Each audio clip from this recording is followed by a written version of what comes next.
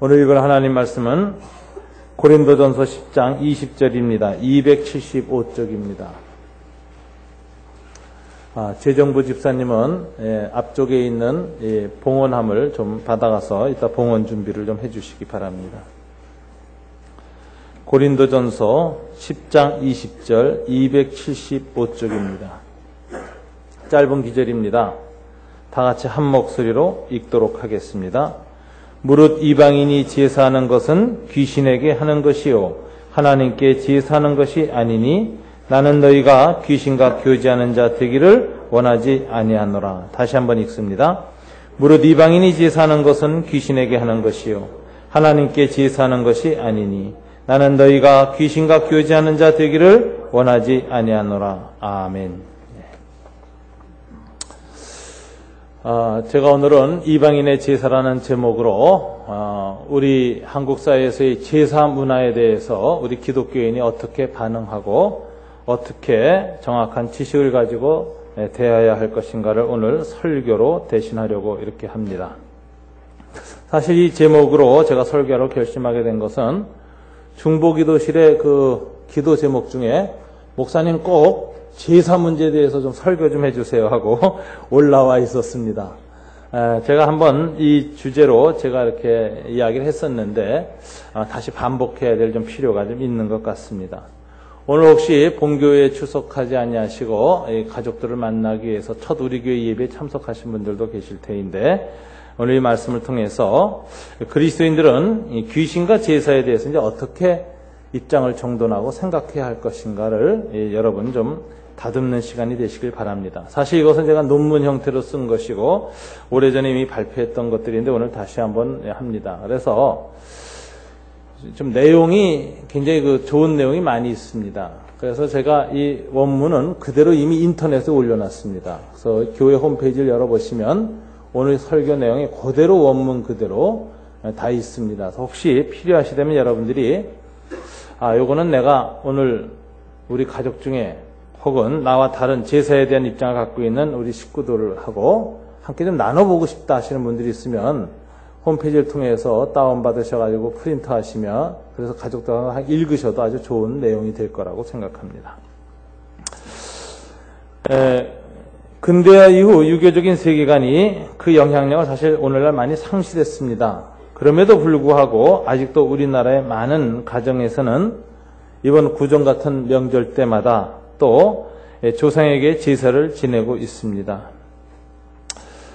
조상에게 제사를 지낼 뿐만 아니라 또 일반적인 부분에서 귀신에게 여러 가지 굿이나 이런 걸 통해서 샤머니즘적인 제의를 행하는 일도 여전히 성행하고 있습니다. 한국에서 가장 잘 많이 팔리는 베스트셀러는 무엇인가? 사주팔자입니다. 그리고 요즘 젊은 사람들도 이 전복을 하고 부적을 지니고 다니는 등의 무속적 행태가 굉장히 유행하고 있습니다. 그래서 젊은 사람들이 하도 많이 이걸 좋아하기 때문에 사주 카페라는 것도 생겼는데 저희 교회 건물 2층에도 있습니다. 반면에 이 기독교 신앙은 이런 제사나 샤머니즘적인 무속 행위를 아주 엄하게 금하고 있습니다. 오늘 사도 바울은 이 고린도전서에서 이렇게 말했습니다. 대저 이방인이 제사하는 것은 귀신에게 하는 것이요 하나님께 제사하는 것이 아니니 귀신과 교제하는 자 되기를 원치 아니하노라고 했습니다. 여기서 이방인이 제사하는 것은 귀신에게 하는 것이요 라고 했는데 여기 귀신이라는 단어가 무슨 뜻인지 여러분 아십니까? 어떤 분들은 이렇게 생각할 수 있어요. 여기서 말하는 귀신은 조상의 영이다 이렇게 생각하는데 그렇지가 않습니다. 헬라 원문은 이 다이몬이라는 단어를 썼는데 이것은 무슨 뜻이냐면 타락한 천사를 가리키는 것입니다. 계시록 12장 4절에도 나옵니다. 이것은 이 사도 바울이 이방인이 제사하는 것은 다이몬에게 하는 것이요 라고 했는데 이것은 결코 우리 동양인의 사고방식처럼 죽은 사람의 혼령을 가리키는 말이 아닙니다. 이 다이몬은 사람의 영이 아닙니다. 원래 천사로 맨 처음부터 인간으로 창조되지 아니하였고 피조물 중에서도 천사 중의 일부로 창조되었다가 사단이 타락할 때 같이 타락한 영들, 그래서 이것을 우리는 악령들이라고 부릅니다. 그래서 이방인이 제사하는 것은 그 악령들에게 하는 것이다 라고 사도 바울은 말하고 있습니다. 성경은 죽은 자의 혼령은 어떻게 되느냐 하면은 살아서 이 세상을 돌아다니지 못한다라고 가르치고 있습니다. 이게 동양인들의 사고방식하고 굉장히 다른 점입니다. 성경은 죽은 자의 혼령은 사망한 즉시 두 군데로 가는데 음부 혹은 낙원으로 갑니다. 음부는 예수를 안 믿거나 또는 구원받을 수 없는 악행을 한 사람들이 가는 곳으로 성경은 묘사하고 있고, 예수님을 믿어서 구원받았거나 또는 선행을 한 사람들은 예수님이 한평강도에게 말한 것처럼 오늘 내가 나와 함께 낙원에 있으리라. 낙원으로 가 있다라고 되어져 있습니다. 그럼 이 음부와 낙원이라는 곳은 도대체 어떤 곳이냐? 성경 전체를 보면 주님이 재림하신 다음에 세상의 마지막 최후의 심판, 종말론적인 대심판을 행하고 나서 그때야 비로소 지옥 불못으로 들어간다 이렇게 돼 있어요. 그리고 구원받은 사람들은 천국에 그때 완성되기 때문에 그 천국에 들어간다 이렇게 되어져 있어요. 그래서 성경에 보면 신자든 불신자든 사람이 죽은 다음에 그 혼령은 천당과 지옥이 이 땅에 완성되기 전에 또 그 대심판이 있기 전에는 잠시 임시 대기소로 간다는 거예요. 그것이 음부요 낙원이라고 표현되어져 있습니다. 근데 음부도 고통스러운 것이고 낙원도 쉬는 곳입니다. 예수님의 비유 중에 한 부자와 나사로의 거지 나사로의 비유에 보면 부자가 죽은 다음에 음부에서 고통을 받고 있다라고 하는 표현이 나오는 걸 볼 수가 있습니다. 어쨌든 최후의 심판이 있기 전에 죽은 자의 혼령은 이 세상에서 돌아다니지 않습니다. 사망 즉시 음부 혹은 낙원으로 간다고 성경은 말합니다. 그러나 동양에서는 죽은 사람의 혼령이 이 세상에 돌아다닌다고 가르칩니다. 그러면 여러분 사실 현상에서 보면 혹시 귀신 들리는 사람들을 만나보거나 귀신 들림 현상을 접해보면은 이 사람들이 다 내가 죽은 암흑의 영이다라고 말하는 걸 볼 수가 있습니다. 성경은 그럴 수 없다 그러는데 현실적인 귀신이 나는 죽은 암흑의 영이다 이렇게 말하는 것을 우리는 어떻게 해석해야 될까요? 귀신의 말을 믿어야 될까요? 성경의 말을 믿어야 될까요? 예수님의 말씀을 우리가 기초로 해서 봐야 합니다. 그럼 뭐예요? 이 세상에서 사람의 혼령이라고 주장하는 것은 사실은 사람의 혼령이 아니라 귀신이, 즉 아까 말한 다이몬이, 악한 천사들이, 타락한 악한 영들이 사람의 영으로 위장하는 것입니다. 이렇게 사람의 영으로 위장을 하면은 효과가 두 가지가 있습니다. 인간들이 친밀하게 받아들이기가 쉽습니다. 아버지 혼령으로 오거나 어머니 혼령으로 오면은 또는 사랑했던 애인이나 아내의 혼령, 남편의 혼령으로 오면은 쉽게 친근하게 그 영을 받아들이게 됩니다. 그래서 이 악령들이 사람에게 접근할 때 친한 친지의 모습으로 오기가 쉽다는 것입니다. 며느리들은 시어머니 영으로 오면 더 무서울지 모르겠지만 어쨌든 이렇게 친척의 모습으로 올 때 친밀감 때문에 받아들이기 쉽다. 이래서 악한 영들이 죽은 자의 영의 이름으로 접근을 하는 겁니다. 그 다음에 아주 강한 죽은 자의 이름을 빌리는 경우가 있습니다. 옛날에 임경혁 장군의 영이 임했다라는 이런 귀신들도 있고 또 최영 장군의 영이 임했다 이런 귀신이 있었고 최근에 굉장히 재미난 것은 미아리에 한동안에 메가더 귀신을 모신 여기 몸주가 있어서 아주 유명했습니다. 그다음에 박정희 대통령의 귀신이 왔다 그래가지고 그 모습, 얼굴 모습, 목소리 흉내내는 이런 무당도 있었습니다. 왜 이런 죽은 사람들의 이름을 빌려서 악한 영이 역사하느냐면 그것의 파워를 형성하기 때문에 그래요. 두려움을 주기 때문에. 그래서 친밀감 내지 공포심을 유발하여 사람의 마음을 사로잡기 위하여 악한 영들이 이렇게 죽은 자의 혼령을 이렇게 위장하여 임한다라고 봐야 할 것입니다. 이런 측면에서 동양세계에서 말하는 귀신과 성경에서 말하는 귀신은 전혀 그 성격이 다릅니다. 성경에서 말하는 귀신은 다이몬, 타락한 천사들을 가르치는데 동양의 귀신론은 대부분 죽은 사람의 혼령을 가르친다라는 걸 우리가 정돈해야 될 것입니다.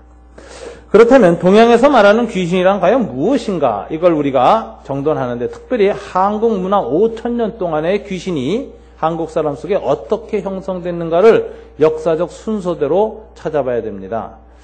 여러분, 한국 사람들의 귀신론의 가장 밑뿌리는 샤머니즘 귀신론입니다. 샤머니즘이다. 무당 귀신론입니다. 그 다음에 불교가 들어와서 불교의 내세론이 더해졌습니다. 불교 천년이 이 신라시대 이후로 불교 천년이 우리 민족의 내면 세계와 내세론을 상당히 영향을 미친 후에 500년 전에는 유교의 내세론이 또 들어와가지고 그것이 우리 마음에 중첩이 되었습니다.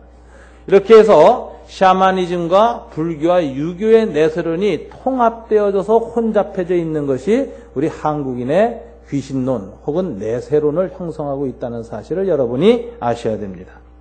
제일 먼저 생각할 것은 동양에서 말하는 귀신은 일반적으로 사람의 혼령 혹은 눈에 보이지 않으면서 사람에게 화와 복을 내리는 정령을 가르칩니다. 사람의 혼령도 가르치고 동양에서는 정령 숭배도 있어요. 이거 애니미즘이라 그러는데 여우의 귀신 혹은 뭐 나무 귀신, 큰 바위 귀신 뭐 이런 것들 이걸 갖다가 이 세상의 피조물에도 그 자체가 어떤 정령이 있다라고 보는 겁니다. 고대 신화적 세계관, 즉 애니미즘이라고 하는 것인데 정령 숭배라고 하죠. 이 두 가지가 동양의 이 귀신론에 끼어 있습니다.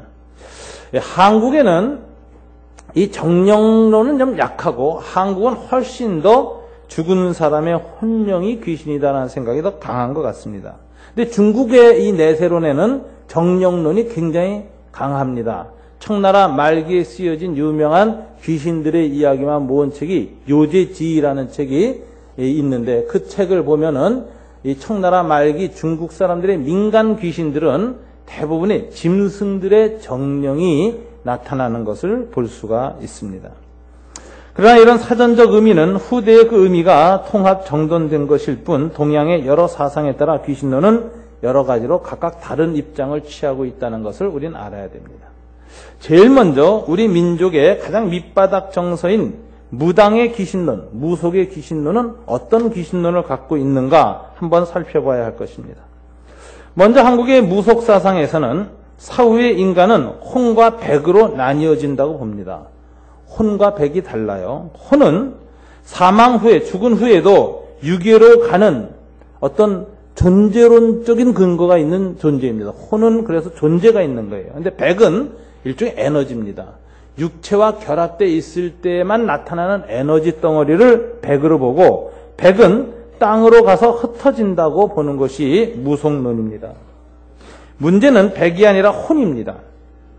이 혼이 사망 후 유계, 이 죽은 사람들의 혼들만 머무는 곳으로 가야 되는데 한을 품고 현세에 방황할 때 이것이 귀가 되어서 귀신이 되어서 재앙이 그 집에 임한다고 보는 것입니다.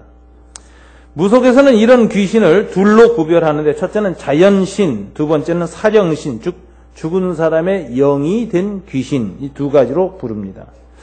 무속의 무당들이 이 제를 지낼 때 보면 천지신명이시여 일월성신이시여 비나이다 비나이다 라고 할 때 천지신명 일월성신은 자연을 신격화한 자연신을 부르는 것입니다.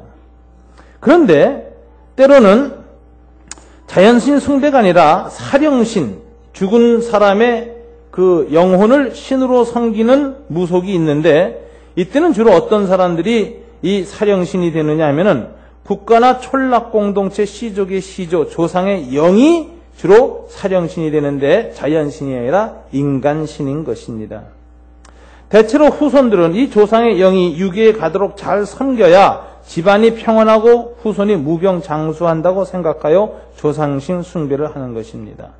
이 조상의 영이 유계로 가지 못하면 자꾸 나타나서 여러 가지 정말 고통스러움을 호소하고 그리고 그걸 후손들이 잘 받아들이지 않으면 야료를 부린다는 겁니다. 성질을 부리시기 때문에 이게 좀 어렵다 이렇게 해서 유기에 잘 가도록 섬겨야 된다 이렇게 생각하는 것입니다. 반면에 역이나 잡기나 객귀 등은 이 객귀라는 것은 먼 여행을 떠나다가 길에서 어디서 죽었는지 모르게 죽어버려가지고 저희 후손들이 이거 저렇게 잘 섬겨주질 못해가지고 한을 품고 그 죽은 장소 부근을 왔다 갔다 하는 겁니다. 이럴 경우에 이제 이 한을 풀어주지 않으면 이것은 유족이나 후손 또는 그 지역에 있는 사람들에게 굉장히 재앙을 주고 어렵게 한다는 거예요. 그러므로 이들이 원과 한을 풀지 못하여 유기에 가지 못하고 현세에 떠도는 원기가 되는데, 이 원통한 귀신이 인간에게 임하는 저주와 재앙과 질병의 원인이 된다라고 이렇게 생각하는 것입니다. 이러한 귀신의 재앙으로부터 벗어나기 위해서 사람들은 무당이라는 영매를 통하여 이러한 원기들의 원과 한을 풀어주거나 혹은 무당의 몸줄을 통하여 이들을 쫓아내는 것입니다. 자, 영매를 통해서 원기들을 불러들여요. 그러면 죽은 개똥이 귀신이 나타납니다. 무슨 귀신이 나타나서 표정과 목소리가 변하면서 내 한을 얘기합니다. 그럼 그 한을 인정해주고 풀어주고 들어주고 하면은 이게 떠난다는 거예요. 그래서 달래서 보내자 하는 경우가 있고, 또 때로는 이게 한을 풀어줘도 안 나가요. 집요하게 집착을 해, 이 귀신이. 그럼 어떡합니까? 큰 귀신 불러다가 내쫓는 수밖에 없습니다. 그래서 무당의 몸주를 통하여 이들을 쫓아내는데, 보통 이런 무당의 몸주들은 특별히 영험하거나 힘이 있는 존재로 여겨지는 죽은 사람의 영이 들어가는데, 주로 영아의 사령과 처녀 총각의 사령이 들었습니다. 그리고 특출한 인물의 사령은 앞날을 예언하고 재앙을 막아주는 영험한 귀신으로 숭배되는데, 2조 초에는 고려 말에 억울하게 죽은 최영 장군의 영을 몸주로 받은 무당들이 성행하였고, 2조 말에는 임경업 장군의 영을 몸주로 받았다고 주장하는 무당들이 성행한 것이 바로 그러한 예입니다. 6.25 전쟁 후에 메가더 장군이 죽은 다음에 메가더 귀신을 몸주로 받았다 이런 사람이 있어가지고 메가더 장군 그 모자 쓰고 하는 그 무당이 있었는데, 메가더 장군은 잘 예수 믿은 사람입니다. 그 사람이 무슨 귀신이 돼서 그 무당이 돼서 나타날 리가 없어요. 그런데 그거 다 이제 악령들이 그 본받아서 하는 거죠. 예, 그런 영은 좀 무식한 영이다 이렇게. 예. 하여튼 이 별별 이 몸주가 다 나타나는데, 이것은 뭐냐면은 마치 조폭세계의 동네 깡패를 중간 보스가 나타나서 내쫓는 거와 같은 것입니다. 그래서 이렇게 특별하고 영험한 힘 있는 영을 받아들여서 다른 잡기들을 쫓아내는 이런 일들을 행하여서 집안의 저주와 재앙을 씻어내자. 이게 이제 무속의 사고 방식입니다. 그러니까 무당의 이 샤머니즘의 세계에서는 죽은 자의 영이 귀신이 된다라는 생각을 갖는 겁니다. 그러니까 우리 한국 사람들의 귀신론은 대부분 샤머니즘적 귀신론이 한 80%를 차지하고 있습니다. 반면에 신라 시대부터 1000년간 우리 한국의 새로운 두 번째 외래 종교로서 민족 종교로까지 심화되어진 종교가 바로 불교입니다. 불교에서는 사람이 죽은 다음에 어떻게 된다고 볼까요? 불가에서는 근본적으로 조상신의 개념이 없습니다. 불가에서는 사후 영혼의 존재를 인정하긴 해요. 죽은 다음에 영혼이 존재해요. 다만 이 영혼의 존재가 그냥 돌아다니질 않습니다. 불가에서는 딱 죽자마자 염라대왕으로부터 사자가 와요. 그래서 그 영을 딱 데리고 여행을 떠납니다.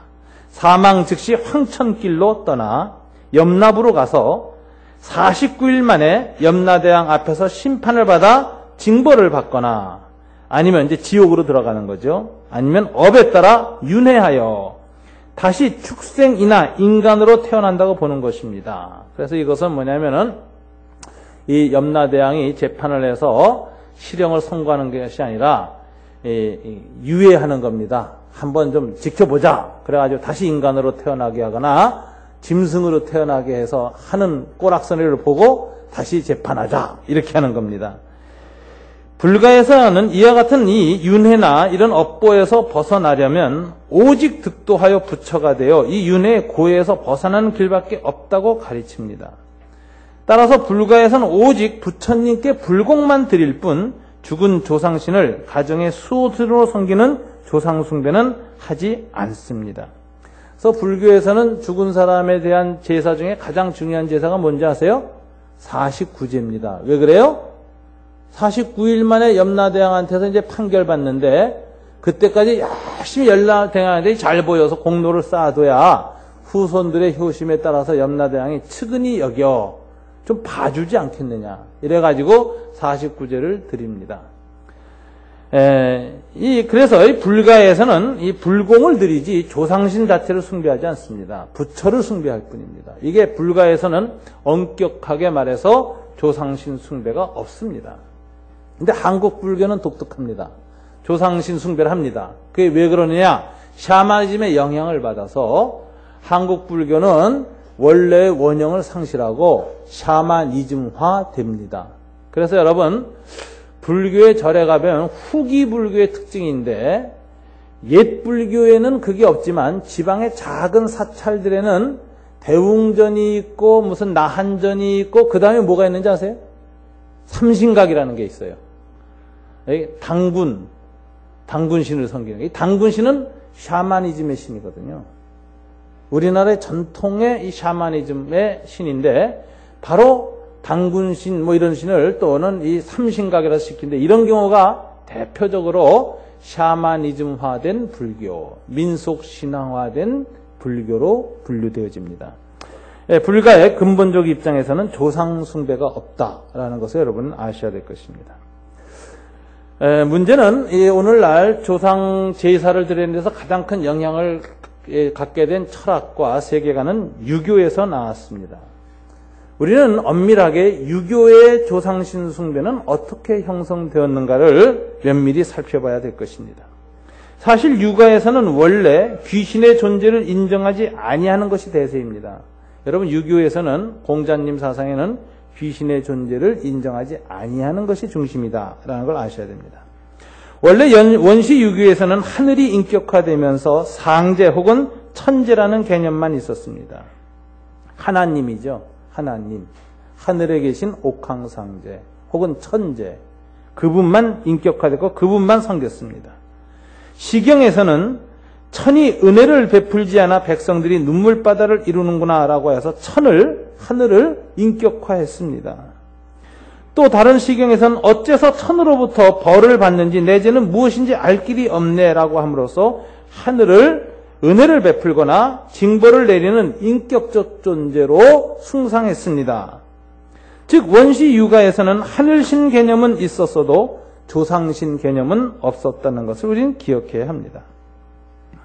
다만 중국 왕실에서 후대에 큰 공이 있고 지위가 높은 성왕들, 즉 요순, 우탕, 문무주 같은 성왕들에게만 제사가 드려졌는데 이것을 조라고 합니다. 조.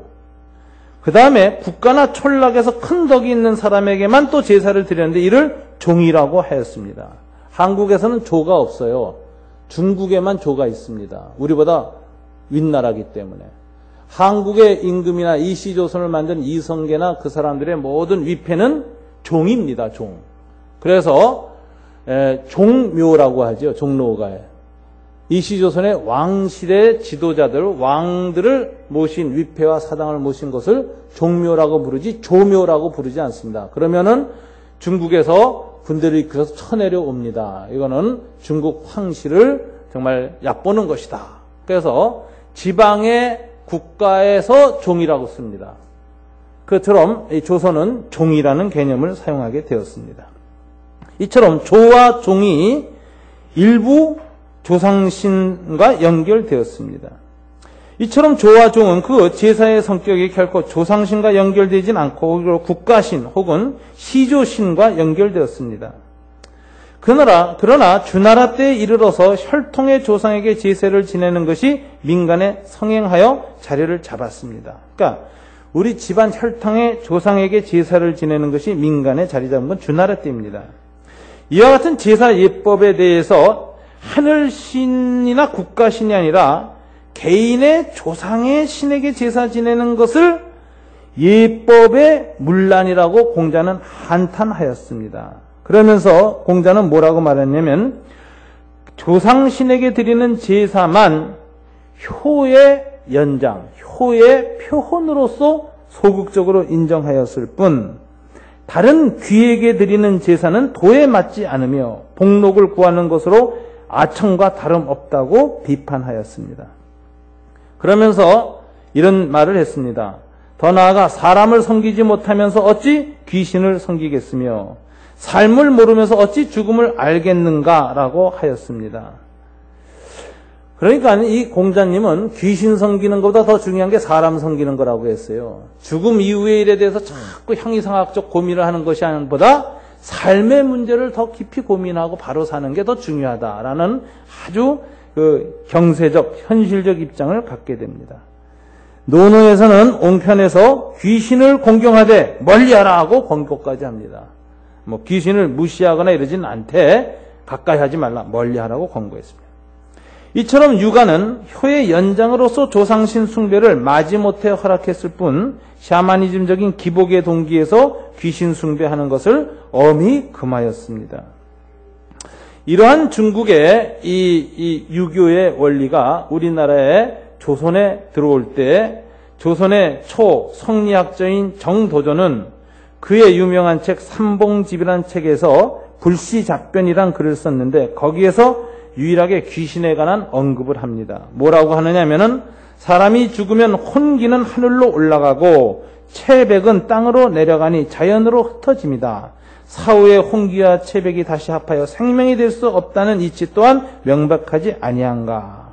이 사상은 혼과 백은 다 기다라고 보면 기로 파악한 거예요. 에너지라는 거예요. 그래서 혼과 백은 다 죽은 다음에 에너지가 자연으로 돌아간다는 거예요. 그래서 그것이 다시 겹칠 수 없다. 그래서 혼도 백도 죽은 다음에 자연으로 사라지고 나면은 다시 나타날 수 없다라는 입장이기 때문에 엄격히 말해서 귀신이란 존재할 수 없다는 귀신 부재론이 이 유가의 정통 사상입니다. 남효은은 조선 중기의 유명한 유학자 남효는 그의 청칩 추강집에서 귀신론이라는 글을 썼는데 여기에서 이렇게 썼어요. 사람이 죽어서 형체가 이미 소멸되면 즉 육체가 다 사라지면 이는 이대로 기는 기대로 돌아가니 어디에 그 마음이 있고 그 형상이 있겠는가라고 했습니다. 이분은 기로 보지 않고 이와 기로 나누어서 봤는데 이는 이도 돌아가고 자연의 이로 돌아가고 기도 자연의 기로 돌아갈 뿐이다. 이것이 다시 합쳐져서 어떤 인격적 존재가 돼서 돌아다니는 건 있을 수 없다. 이런 입장입니다. 그러니까 이 유학은 굉장히 16세기 르네상스적 자연주의적 이성주의적 사고를 갖고 있었던 것입니다. 우리 한국 문화가 2조 500년 동안 유교의 지배를 받았다는 것은 르네상스의 서구가 400년 동안 이성의 지배를 받았던 것과 똑같은 아주 놀라운 사실입니다. 동양세계에서 한국처럼 유학이 오랫동안 그 나라의 통치 이데올로기가 된 국가가 별로 없습니다.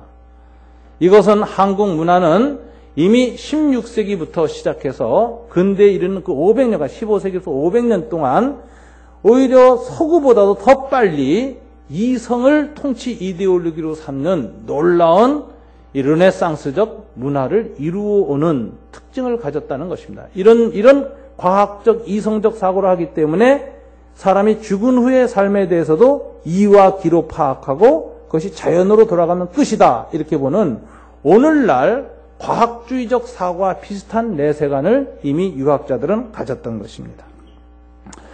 이처럼 초기 조선의 성리학자들은 그 내세론에 있어서 귀신의 존재를 현저히 부정하였습니다. 그러나 조선 중기에 이르러서 서경덕, 여러분 아시죠? 서경덕. 그 유명한 기생 황진이하고 같이 로맨스를 피웠던 서경덕입니다. 이분이 유명한 학자인데 그의 책 화담집에서 귀신 사생론이라는 글을 썼습니다. 여기 인용하는 건 제가 되도록이면은 원전을 좀 찾아서 다 인용한 겁니다. 비록 일편촉향의 기라도 그것이 면전에서 흩어지는 것 같이 보이지만 그 여기는 마침내 흩어지지 아니한다. 이게 서화담이 아주 독특해요. 이 서화담은 유학자임에도 불구하고 사람이 죽은 다음에 기가 흩어지지만 일부는 남는다. 이런 주장을 해요. 여기에서 이제 조상의 이 귀신의 존재를 인정하는 단초를 줍니다. 그래서 서화담이 조선 후기에 조상 숭배, 제사의 가장 중요한 유학적 기초를 놓은 사람이다라는 평을 받습니다. 그런데 이 서화담도 인간의 기가 당장 흩어지는 것은 아니고 잠시 남아있는데 그때 그동안에 혼령이 나타나는 일이 인간에게 생긴다는 거예요. 죽은 사람의 혼령이. 근데 그 기간이 얼마냐 하는데 서화담은 50일이라고 주장을 해요. 50일 후에는 인간의 혼령도 다시 자연으로 돌아간다. 흩어져서 사라진다. 이렇게 얘기해요. 뭉쳐 다니는 기간이 50일이다 이거죠. 50일이라고 주장하는 논거는 아무 데도 없습니다.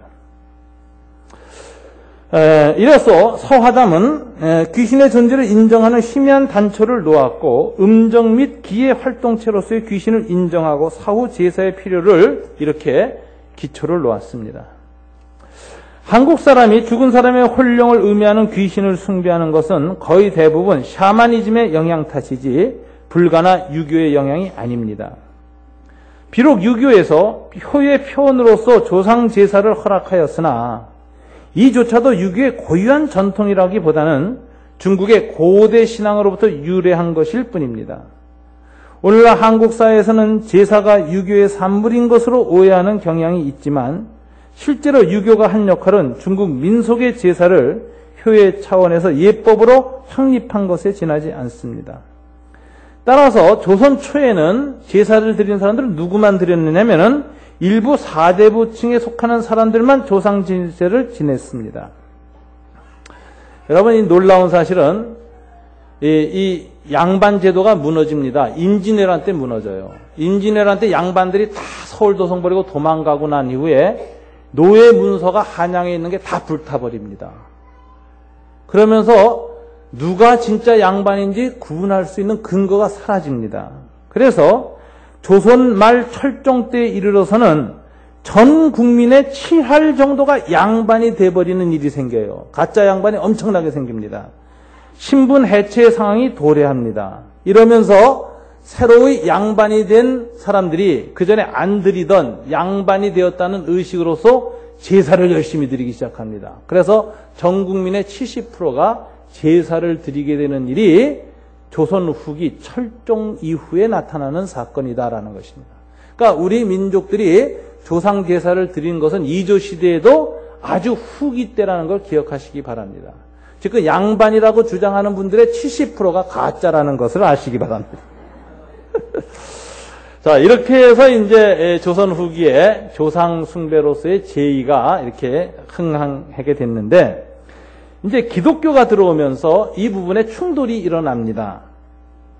이처럼 조상 숭배가 보편화된 조선 말에 드디어 제사 문제는 기독교와 유교 사이의 큰 갈등으로 대두됩니다.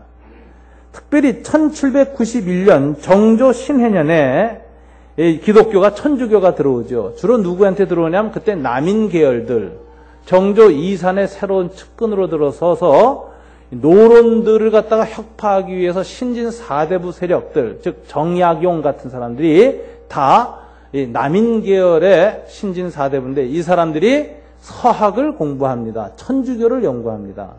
그들 중에는 유명한 천주교 신부가 된 사람들도 있고 그 다음에 신앙으로는 받아들이지 않았지만 새로운 사조와 철학으로 받아들인 실학파학자들이 대거 등장되는데 이 사람들이 드디어 기독교와 유교 사이에 이 조상 숭배 문제로 갈등을 일으키게 됩니다. 1791년 정조 신해년에 다산 정약용의 외종이었던 진산 사람 윤지충과 권상현이 그들의 천주교 신앙에 따라 제사를 폐하고 조상의 신주를 불사르는 사건이 생겼습니다. 이래서 이게 유교사에 큰 충격을 줬죠. 아주 과격한 천주교 신도들이었습니다. 이들은 관원에게 체포되어 폐륜 외도의 사상에 물들어 혹세 무민케 하는 자로서 멸기 난상의 제목에 해당한다고 고발되어 참수형에 처해졌습니다. 이게 신해 교난입니다. 그 후 1801년 최초의 한국인 신부가 된 이승훈, 저희 집안의 조상입니다. 그 다음에 정약종, 다산 정약종의 그 동생이 있던 정약종, 최창현, 최필공, 홍교민, 홍랑민 등 6명이 서소문 밖에서 참수되었으며 권철신, 이가화는 옥사되었고 정약종은 유배되는 대박해, 소위 신유교난이 일어납니다. 이 신유교난은 누가 일으키냐면은 이 당시 정조 이산을 소위 죽였다고 나중에 평가되어지는 정순왕후. 여러분 아시죠? 그 이산 영화에 보면 그 정순왕후. 이 여자가 이제 정권을 잡고 난 바로 순조 원년에 박해가 시작되어집니다. 이 정순왕후가 대단한 여자입니다. 그 어떻게 다시 복권이 돼가지고 나중에 이산이 이 등에 등창을 알아요. 고름이 여기서 막 쏟아져 나옵니다. 그래서 이 등창 고름을 알아서 일주일 전까지도 멀쩡했던 사람이 등창이 심화됩니다. 그래서 열흘이 지나면서 고열이 일어납니다. 그런데 이 정순왕후가 그 당시에 이 어이들을 완전히 장악을 하게 돼가지고 등창이 나선 사람은 절대로 몸에 열을 일으키는 약을 먹으면 등창이 더 악화되는데 계속해서 경옥고를 먹입니다. 그래가지고 철종이 이산이 경옥고를 안 먹으려고 그러는데 어이들이 들어와서 막 억지로 입에다 떠넣습니다. 그리고 마지막 이산 정조가 죽을 때 마지막 밤은 정순왕후가 아무도 못 들어오게 혼자 지키고 약시중을 듭니다. 그리고 아침에 정조 이산이 죽습니다. 그러니까 이 정순왕후는 역사적으로 이 실록에 보면은 바로 그렇게 마지막 죽는 장면이 이 정조가 죽는 장면이 나오는데 굉장히 제가 보기에 무서운 여자인 것 같아요. 이 정순왕후가 순조 원년 대항대비가 되어서 그 하교문에서 바로 정조 이산의 측근들, 정약종 같은 사람들 또는 정약용 이런 사람들을 이 남인 계열의 사람들을 다 죽이기 위해서 빌미로 뭘 합니까? 서학을 숭상했다는 걸 빌미로 삼아서 남인 계열을 다 죽입니다. 그 하교문에서 사람이 사람 되면 인륜이 있기 때문이요. 나라가 나라 되면 교화가 있어서인데 이제 저 서학은 어버이도 없고 임금도 없어서 인륜도 허러 파괴시키고 교화에 반역하여 스스로 떼놓은가 짐승으로 돌이키게 한다라고 하면서 천주교를 미명으로 삼아서 남인 계열을 전부 제거합니다. 그래서 우리나라에 르네상스를 일으킬 수 있는 신진 학자들을 완전히 정말 멸하고 정순왕후는 노론 세력과 더불어 끝까지 정권을 해서 안동 김씨가 계속 유지하다가 대원군의 시대에 조금 물러나고 그 후에는 이미 나라가 쇠하여서 일본군 청나라 군대 들어오고 우리 조선이 일본에게 넘어가는 일에 결정적인 역할을 한 여인이 이 정순왕후입니다. 그래서 이 시조선의 멸망을 일으킨 여자 정순왕후인데 이 사람이 이렇게 천주교를 박해하면서 신진사대부를 박멸했습니다. 한마디로 조선 말의 유교 체제는 기독교의 조상신 숭배 금지 및 제사 폐지를 유교의 가장 중요한 덕목인 효를 무너뜨리는 폐륜의 행위로 보았습니다. 반면에 기독교인들은 분명히 효는 기독교인의 중요한 덕목이라고 강조하면서도 이조 사회에서의 제사는 참된 효행의 표현이 아니라 귀신, 다이몬의 괴계에 속아 효를 잘못된 방식으로 표현하는 것이므로 이에 반대하는 것이라고 일관되게 논박하여 왔습니다. 그러면 성경의 귀신론은 무엇입니까? 성경으로 우리 다시 한번 돌아가 보겠습니다. 이미 말한 것처럼 성경은 현세에 횡행하는 조상신이란 조상의 사후의 영이 아니고 사탄과 그 악령들이 조상의 이름과 모습과 형태를 흉내내어 사람을 속이는 것이라고 가르치고 있습니다. 그러므로 중국 민간에서 연원된 잘못된 내세관에 근거하여 유교에까지 들어온 이 샤머니즘적인 조상신 숭배를 기독교인들이 반대하는 것은 너무도 당연한 것입니다. 성경은 이처럼 사람이 사탄과 악령들에게 속아 악령들을 그들의 조상신으로 착각하여 제사의식에 참여할 때에 악령, 다이몬과 영적 교류를 하게 되는 나쁜 결과를 초래한다고 경고하는 것입니다. 요한 켈빈은 성찬시 마치 우리가 입으로 포도주를 마시는 것과 똑같이 영혼은 진정 그 피 가운데 친교를 나눈다는 영적 임재설 또는 교통설을 제시하였습니다. 성찬 때 성령이 임하셔서 성찬의 떡과 포도주를 마실 때 성령과 영적 교류를 하게 된다라는 것이죠. 이게 우리가 성찬을 할 때 갖는 기본적인 입장입니다. 요 영적 임재설을 바탕으로 해서 레온 모리스라고 하는 현대 신학학자는 마귀는 사람이 쉽게 우상 숭배한다는 점을 이용한다. 따라서 사람이 우상에게 희생제사를 드릴 때 그들은 아무 의 없는 중립적인 활동을 하고 있다고 말할 수 없다. 그들은 사실 악한 영에게 제사를 드리는 것이다. 그리고 마귀와의 영적 교제에 들어가는 것이다. 제사를 드릴 때 조상신인 줄 알고 제사를 드리지만 실은 조상신이 아니라 누구를 경배하게 됩니까?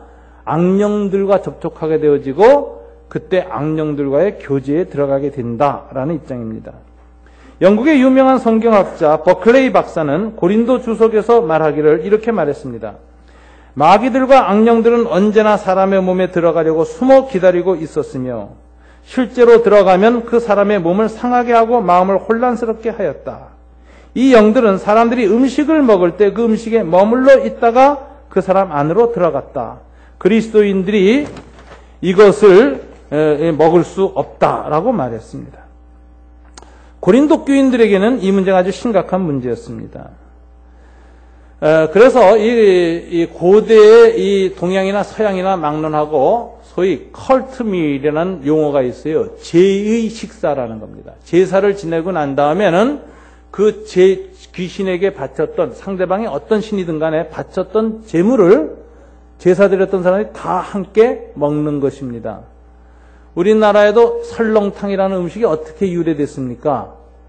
이시조선 때 임금이 선농단, 지금 전농동에 있죠. 전농동에 있는 선농단이라는 임금 왕실의 밭에서 친히 소를 잡고 임금이 농사를 짓습니다. 시범으로. 그리고 그 농사를 지은 다음에 그 끌었던 소를 제물로 삼아서 그러니까 이 중국의 선농이죠. 황제에게 그 농사의 신에게 제사를 지내고 그 다음에 그 소를 잡아서 여러 사람이 다 먹어야 되니까 탕을 끓여서 나눠 먹은 것이 선농탕 해가지고 설렁탕으로 변한 거죠. 그래서 이 설렁탕도 대표적인 제의 음식입니다. 원래 기원은. 그런데 이런 제사를 드렸던 제의 음식을 먹을 때에는 그 제사를 드린 신과의 영적인 교제를 한다는 의미가 굉장히 강합니다. 영적인 교통을 한다는 거죠.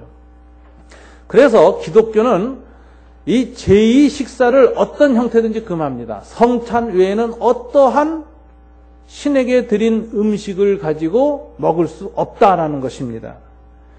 그래서 한국의 기독교인들이 효행과 제사 참여를 명백하게 분리하며 평소의 효행을 강조하되 제사 행위에 대해서 참여를 금지하는 것은 지극히 성경적인 결론이라고 할 수 있습니다.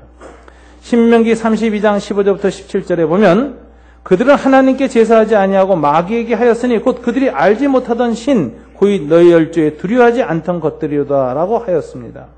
고린도전서 10장 14절과 20절에서는 그런즉 내 사랑하는 자들아 우상 숭배하는 일을 피하라. 대저 이방인에게 제사하는 것은 귀신에게 하는 것이요 사람께 하는 것이 아니니라 라고 하였습니다. 1897년 기독교가 들어왔습니다. 천주교가 아니라 100년 전에 기독교가 들어왔습니다. 4월 14일자 조선 그리스도인 회보의 우상론이라는 곳에서 이렇게 글이 실립니다. 슬프다 세상 사람의 우상을 숭배하며 당장에 살아있는 부모의 뜻을 순종치 아니하고 근심만 끼치다가 부모가 죽은 후에 그 신주에게 제사를 지내며 효도를 다한다 하는 사람은 재주 있는 장색에게는 절하지 아니하고 그가 만든 우상에게 절하는 것과 무엇이 다르리오라고 하였습니다. 1897년 조선 예수교 장로의 총회에서는 제사를 금지하고 장례는 엄숙 간편하게 하도록 지도할 것이요 장례나 제사 시 음식 차려놓고 배불리 먹는 것을 금한다라고 결의했습니다. 이처럼 복음이 전파될 때 복음은 항상 복음을 받아들이는 민족이나 부족의 고유 종교 혹은 내세관과 충돌을 일으키기 마련입니다. 이 과정에서 그리스도인은 문화와 종교를 분리해야 됩니다. 우리의 제의를 말하자면 조상제사에 있어서는 문화적 내용은 효입니다. 그것은 복음과 합당한 것이기 때문에 기꺼이 수용하고 그것을 우리는 더 노력해야 합니다. 그러나 그것의 표현인 종교적 형식, 제사는 복음에 합당치 아니한가 안 한가를 보고 아니할 때는 마땅히 어떠한 대가를 치르더라도 그것을 수용해서는 안 됩니다. 만일 그 가치가 효라고 해서 그 종교적 형식마저 그대로 받아들이면은 종교적 혼합주의로 기독교는 굴러떨어질 위험이 있기 때문입니다. 이런 원리에 따라 한국교회는 조상 제사를 폐하는 대신에 효의 개념을 깊이 수용하고 추도 예배라고 하는 새로운 효의 종교적 형식을 창조적으로 제안권면했습니다. 그래서 기독교인들은 기존의 제사 방식을 받아들이지 아니하고 신앙으로 개종하고 난 다음에는 추도 예배라고 하는 새로운 이 효행을 하나님 앞에서 다짐하는 예배를 드리는 것입니다. 그래서 우리 교우들은 우리들이 이 예수를 믿고 난 다음에 우리 민간에서 행하지는 이 조상 제의가 연원이 어디서 나온 것인가? 이건 대부분은 유가나 불교보다는 샤머니즘에서 나왔습니다. 무당 종교에서 온 겁니다. 그 실체와 뿌리를 정확히 보고 성경적으로 받아들일 가치, 효는 받아들이고 그 형식은 이것이 무당에서 나온 것이고 근거 없는 것이라면 하나님의 말씀에 따라 새롭게 바꾸는 것이 바람직합니다. 그래서 다음과 같이 6가지의 권면을 제가 구체적으로 드립니다. 첫째, 평소에 교우들은 효를 행하고 가문의 여러 친지 모임에 적극적으로 참여하며 형제와 동기 간에 화목하는 데 앞장서야 합니다. 이만열 장로님은 한국국사편찬위원회 위원장을 지내셨습니다. 이 도산 안창호 선생에 대한 사상으로 유명하고 신채호 선생님의 사상으로도 유명한 분입니다. 우리나라 국사학계의 태두에 속하는 분입니다. 이분이 기독교인이면서도 우리 민족의 이 철학과 종교와 이런 것에서 깊은 이해를 하고 있는 분입니다. 이분은 자기가 자기 가문에 안 믿는 분들하고 어떻게 관계를 맺는가 저한테 우리 교회에 오셔서 한번 그런 얘기를 했어요. 평소에 가문과 친지들 앞에 모범을 보인다는 거예요. 그래서 가문에서 무슨 책을 내거나 문중에 무슨 큰일을 하거나 무슨 공덕비를 세울 때 누구보다도 앞장서서 헌금도 많이 하고 자주 참석한다는 겁니다. 제사에는 참석하지 않지만 평소에 그런 일을 잘하고 또 일가 친지 중에 누가 어려운 일이 있어서 그 사람 도와주자고 하면 앞장서서 일어나서 모금을 해서 도와준다는 거예요. 그렇게 하면서 제사를 안 지내니까 욕을 안 한다는 거예요. 저 사람은 참 가문과 우리 집안에 참 앞장서는 귀한 사람인데 다만 기독교인이라서 제사를 안 하니 우리가 그걸 받아들입시다. 그래가지고 그걸 가지고 비난을 하지 않는다는 거예요. 평소에는 형제 자매들이 뭐 돈 내자, 뭐 도와주자 하면 일체 내지도 않고 그렇게 깍쟁이로 굴면서 제사 지낼 때 되면 나 예수쟁이라서 못 가요. 이러면 얄미운 데다 더 얄미워서 돌팔매질 당하는 거죠. 평소에 잘해야 된다. 두 번째, 되도록 제사 장소를 피하고 악한 영과의 접촉을 피하려고 노력하되 피치 못할 사정으로 혹은 불신 가족들을 전도하기 위하여 덕을 세우려는 목적으로 제사를 드리는 장소에 있게 되는 경우에는 악령과의 접촉이 단절되도록 평소보다도 더욱 성령 충만하여 기도에 힘쓰고 참석하도록 하라. 이렇게.